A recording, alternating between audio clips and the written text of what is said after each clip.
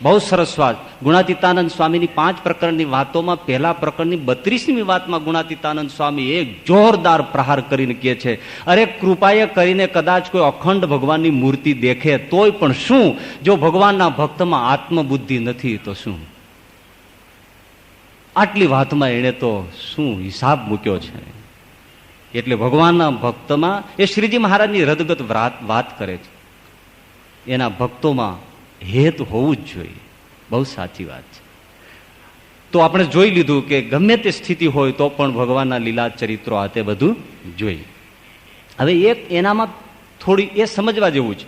મહારાજે એમ કહ્યું, એક અવતારની નહીં, જે જે અવતારે કરીને જે સ્થાનકને વિશે જે લીલા કરી હોય એને સંભાળી રાખવી. આમાં એક આઈડિયા માર્યો છે. વિચાર કરો, સ્મરણ ક્યારે કરે? પેલા તો સાંભળવું પડે. સાંભળ્યા વગર શું શ્રવણ કરે? આટલું બધી વિશાળ જે શ્રવણ કરતો હોય એનો અર્થ જ એ થઈ ગયો કે અમારી રુચિ જ આ છે. વિશાળ શ્રવણ કરે તો કથા શ્રવણ એટલે કે લીલા ચરિત્રના શ્રવણમાં તો એની રુચિ છે જ. બહુ સરસ. તો હવે આપણે એ વિચારવું રહ્યું કે આપણે લીલા ચરિત્રોને આવી રીતે સ્મરણ કરીએ છીએ. હવે આપણા માટે વિચારવાનું છે.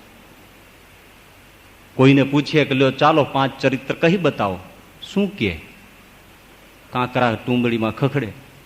એટલે કમસે કમ દરેક ભગવાનના ભક્તે 108 એવા ચરિત્ર હોય જે વીણી વીણીને એ પોતાના ચિત્તમાં સ્મરણ કરવું જોઈએ. જેમ ભુજના સુંદરજીભાઈના ભાઈ હીરજીભાઈ હતા, એ મહારાજ જ્યાં જ્યાં જાય એના ચરિત્રોને જોયા હોય ને કોઈની પાસે સાંભળે એને સાંકળ કરી રાખે અને એને મહારાજને ખુદને કહેતા કે મહારાજ આ તો મારી અંત સમયની મૂડી છે બાપ, આ તો મૂડી છે. અને ખરેખર એ મૂડી છે તો ભક્તે એટલું કરવા જેવું છે. 108 ચરિત્ર મનપસંદ, જેમાં મન પરોવાઈ જાય. જેમ ભીષ્મ દાદાએ અંત સમયે એક ચરિત્ર દ્રઢપણે પકડ્યું છે અને એનાથી શરીર છોડ્યું છે. કયું? એની સામે ભગવાન શ્રી કૃષ્ણે જયારે હથિયાર ઉપાડ્યા, એ ચક્કર જે ફેરવે છે રથનું, એ રથાંગ પાણી ભગવાનનું છેલ્લું નામ વિષ્ણુ સહસ્ત્રનું સ્મરણ કરી અને ભીષ્મે પ્રાણ છોડ્યા છે.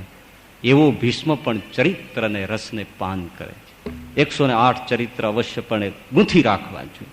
બીજું, સ્થાનની વાત છે. જે સ્થાનમાં જળ છે છતાં એ તીર્થ છે.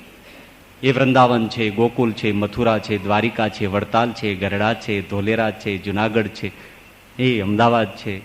જે સ્થાનમાં ભગવાને લીલા કરી હોય એને સંભાળી રાખે. ત્રીજું, ભગવાનના ભક્ત સંત સાધુ સત્સંગી એની સાથે હેત રાખે અને એને સંભાળી રાખે. હવે અહીંયા આપણા મનને પ્રશ્ન પૂછવાનો છે કે આપણે કેટલા સંત ભક્ત સાધુ સાથે હેત છે. વિચાર કરો, કોની સાથે હેત છે? હેતના સ્થાન કોઈ એકાદ છે? અને દિવસમાં આપણે ક્યારે કોઈ એવા. અને બીજું સમજવા જેવું છે કે એની સાથે હેત રાખવાનું કે જેને યોગે કરીને ભગવાનની મૂર્તિ યાદ આવે. મતલબ કે જે ભગવાનમાં જોડાયો છે, પણ જેને સ્મરણે કરીને સંસારના જાળા ડાંખળા ઉભા થાય એવાને યાદ નથી કરવાના. એવો સંત, એવો ભક્ત, એવો સત્સંગી તો એવો કોઈ વીણ્યો?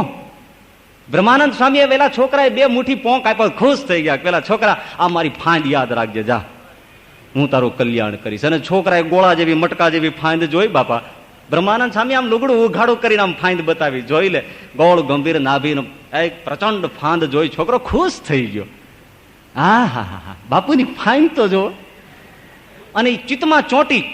એ છોકરાનો અંતકાળ આવ્યો ત્યારે ફાંદ દેખાણીને બ્રહ્માનંદ સ્વામી મહારાજનો હાથ પકડીને દિવ્ય લોકમાંથી વિહરતા વિહરતા છોકરા પાસે આવીને ઉભા રહી ગયા.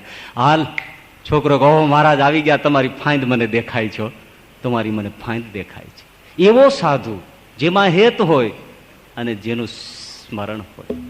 એટલે કોઈમાં હેત હોવું જ જોઈએ અને કોઈનું સ્મરણ પાવન કરે, ભગવાનની મૂર્તિની યાદ અપાવે એવો કોઈ સંત ભક્ત સત્સંગી ગ્રહસ્થ અથવા ત્યાગી, એમાં કંઈક વૃત્તિ હોવી જોઈએ, જે આજે અતિશય ઘસાઈ ગયેલી બાબત છે.